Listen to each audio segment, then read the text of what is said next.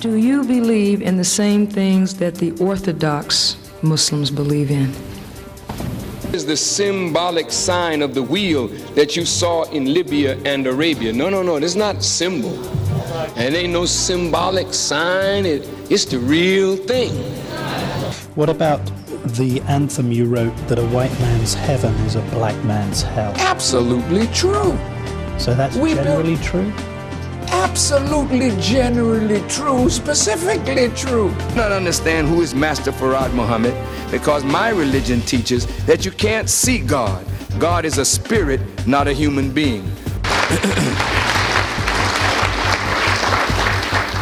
How can we master our thoughts? How do you account for the Holy Ghost? Why doesn't the Nation of Islam talk about or believe in heaven or hell? Please discuss the courtship process. Does a sister deal with the first time domestic violence? Do I leave or try to understand this? How do you try to understand a whooping?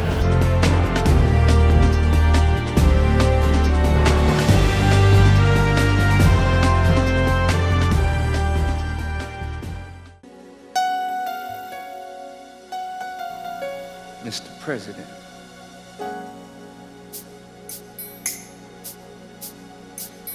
if you don't know where America is in prophecy, you are unable to guide yourself or this nation in such a time of trouble.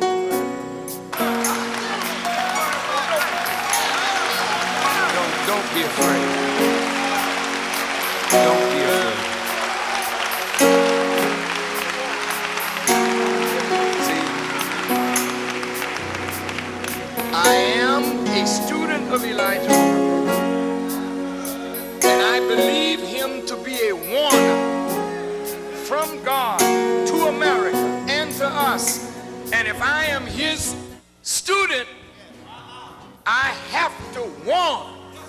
I have to cry aloud and spare not. So if you march through the Bible, God becomes so displeased with our conduct because we are following the lower self. We have neglected the higher values, the higher calling. So God says in the Bible, my ways are not your ways, my thoughts are not your thoughts. I am from above, while you are from beneath. I'm a Christian. Now what does that mean? What does it mean? Is it a particular form of worship? What does it mean when you say, I am a Christian? It means I am crystallized into oneness with God, following the example of Jesus Christ.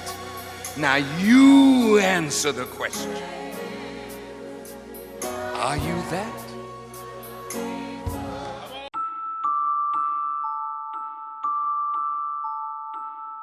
The Honorable Elijah Muhammad said to us that where there are no decent women, there are no decent men, for the woman is the nurturer, the mother of civilization.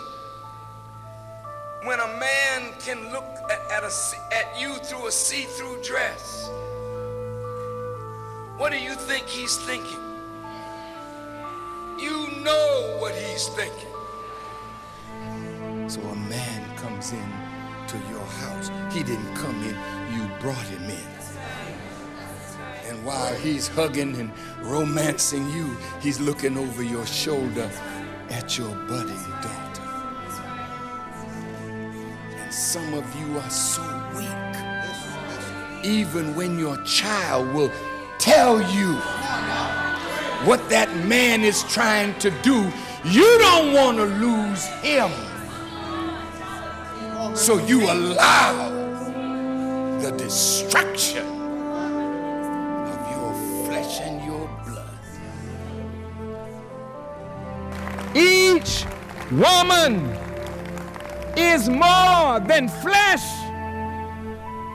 She is created by the Creator in such a magnificent way that she is a replication of the womb of creation. Listen, listen, listen, listen. You wonder why the world is in the condition that it is in. It is largely because the woman does not know who she is and does not know how to properly respect and honor herself. Therefore, she allows men to disgrace her, to degrade her, to use her, to play games with her. It is because you submit to that. But after today, sisters, I hope that you will get enough knowledge and wisdom to say never, never again. Follow this now. Because you are sacred, woman, and when you are sacred, you deserve to be in a sacred place, and men who understand God and love God and know the workings of God will kill nations to protect the womb of their woman.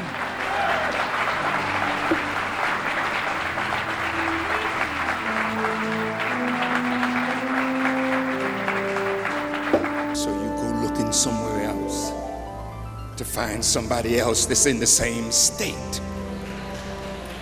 So you run from one man to another, and you end up disappointed with this man, disappointed with the next man, disappointed with the man after that. So why not stay with the man you got and help make him into a man?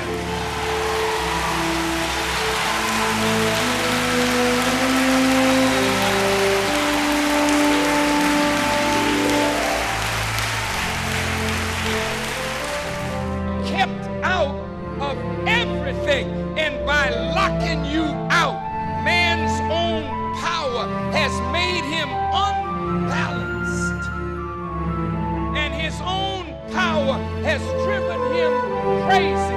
And he has made a world that is so wicked and self-destructive that if you don't rise up as a mother and as a woman to take your place, the world will go down and take you down with it.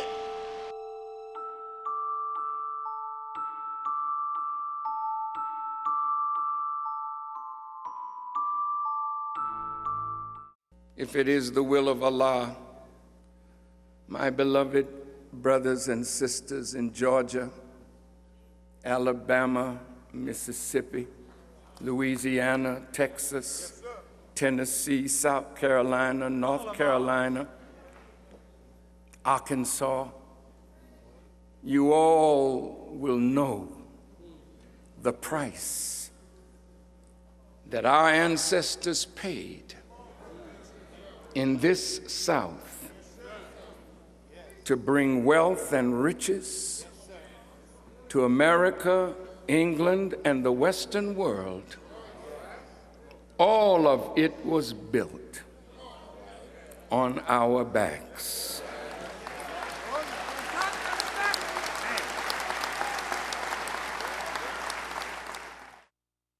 Start shaking. Say, you going to Georgia?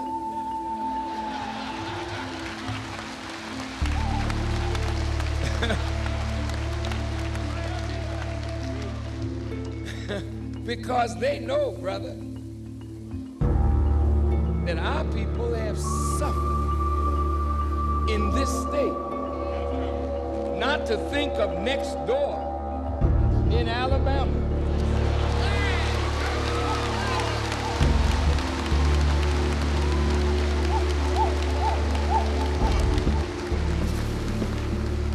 And certainly not to think of next door to Alabama, Mississippi.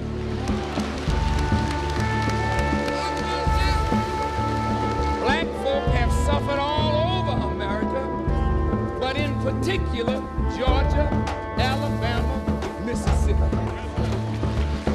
So it is only logical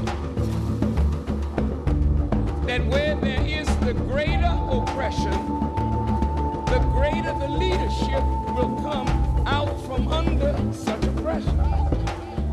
Less oppression, less caliber in the leadership. So the greatest leadership for America and the world, you should expect out of Georgia, Alabama, and Mississippi. Georgia, you're scared, then you'll always be a slave.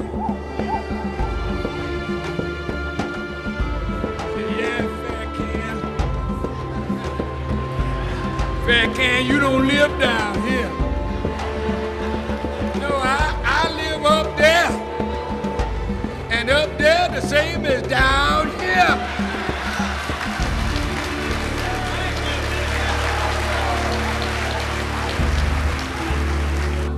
And the media would act as though all injustice has been corrected. All suffering has ended. All racism has ended. And then have the nerve to call me a notorious bigot while the bigotry, the racism, and the hatred still exists in Selma, Alabama, 30 years after Dr. Martin Luther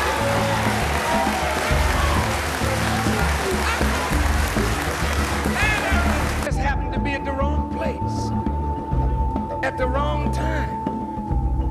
How many of our sons and daughters have been at the wrong place at the wrong time and never came home to tell us what happened? How many black people have lost their lives in America? In the bushes, in the swamps, in the rivers, in the lakes, in the police jail cells, in the Middle Passage coming from Africa. How many of us have lost our lives unjustified? God is not mocked. As a man soweth, the same shall he also reap. Black soldiers came into the South after they had seceded. Black people preserved the peace. Black people began to rise in the South and went into Congress, and it was black people who led the South back into the Union. We, the unsung heroes. And after we helped the Union get united, Reconstruction put the niggers back where they belong. Niggers got too much power. You, students, represent the future of our people. AU is not designed to prepare you. Don't listen to me. It's designed to educate you to fit into the paradigm that is theirs, where you cannot give them trouble. When you are truly educated, you think outside the box of Western education, and you think like a free man and a free woman.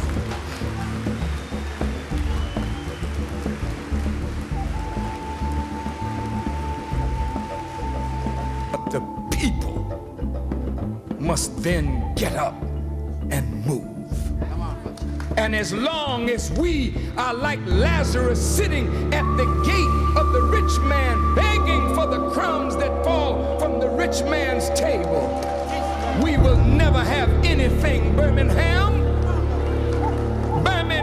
is not on the mayor, it's not on the county commissioner.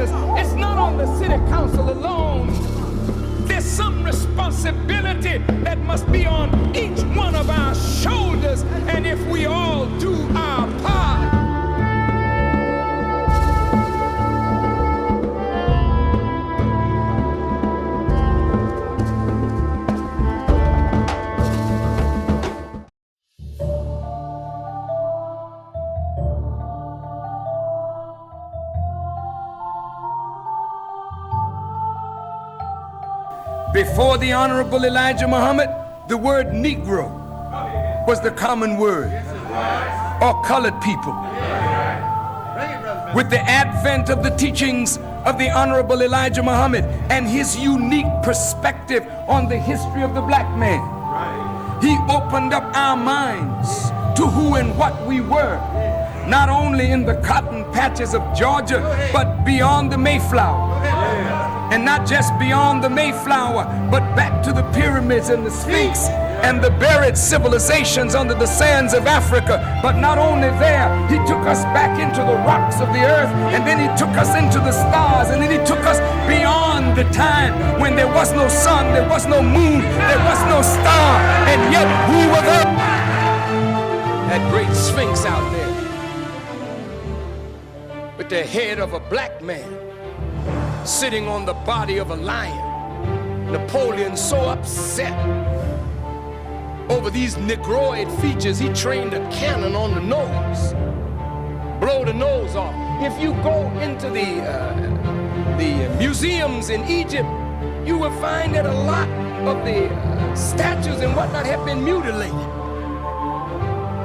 because they don't want you to know that the father of civilization is not themselves.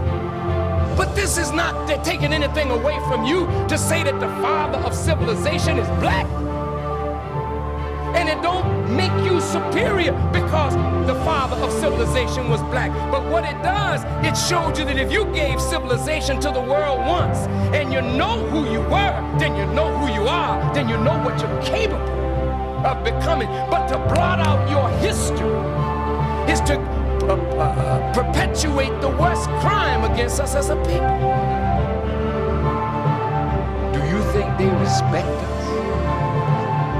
Do you think the Arabs and the Indians and those who serve us, our goods and services, do you think they really respect us? Do you know what they're really thinking? Something is wrong with them people. Because wouldn't nobody come in our community and sell us everything that we need. So others come in and take the money out of our community and enrich their communities. But you studying business.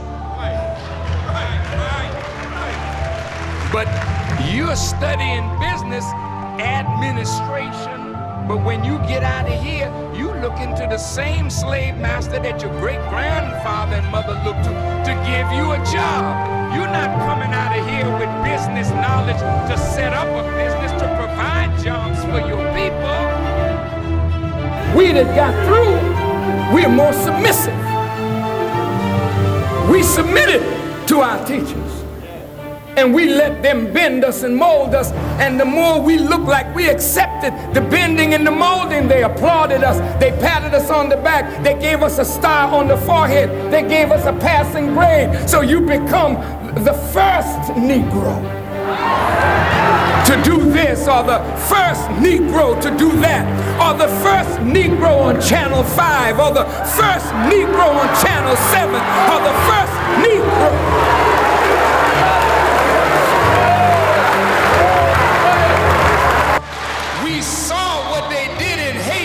Toussaint Louverture, Dessalines whipping Napoleon's best army. That's why they want to keep on crushing Haiti, because they never want Haitians to infect us with the germ that they produce, the greatest warriors in the Western world.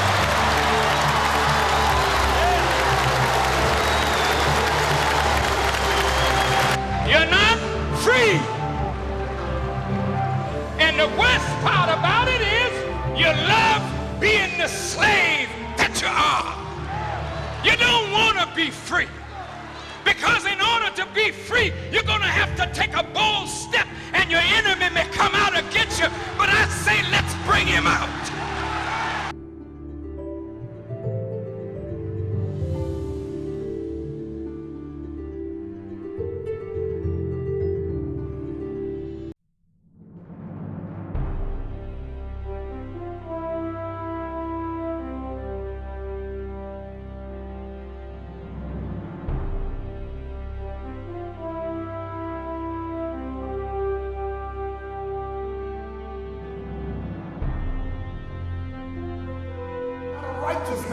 Farrakhan is not from God, nobody is. This man is from God. But today, I'm humble because who you have here is one of the greatest of all time for black people. God's messenger is about to speak to us. So this is an occasion that will be recorded in all of history. A man who strides like a colossus across the landscape of this 21st century, unmitigatedly and deviatedly committed to power and purpose and truth, who stands to speak truth to power.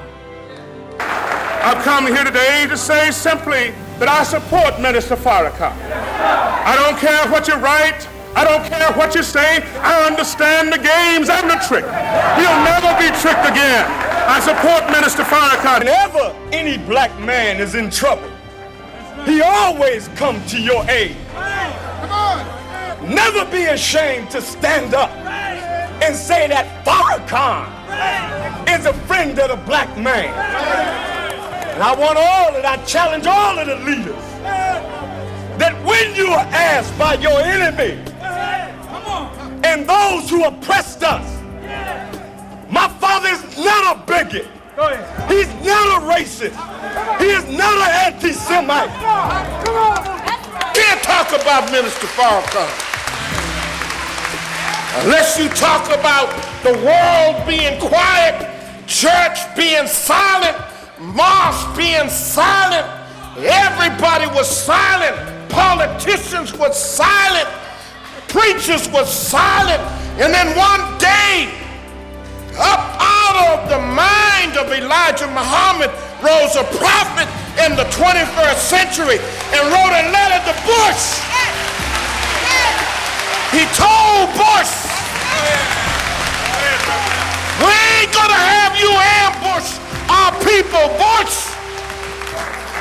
If God can call, who are you to tell God to call to do his work? Who are you to tell God who he can invite in his church? You criticize me for inviting a Muslim to speak here. You get folk to speak in your church, we don't say nothing about that. We don't criticize you. Who are you?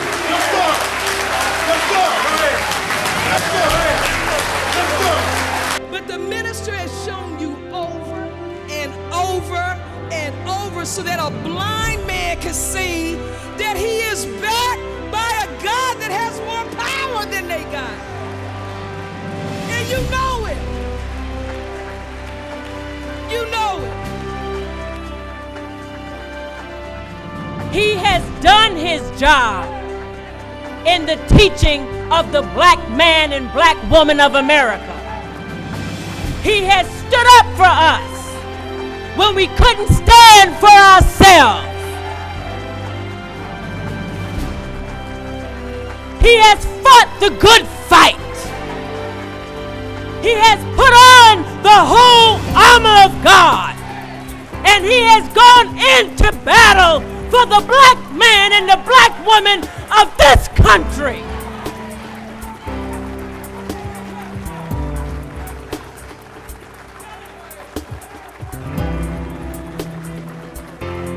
If you do not want freedom, justice, and equality, then I will give you a shovel and you can dig your own grave. But you will not dig the grave of a messenger of Allah who has poured his lifeblood for you.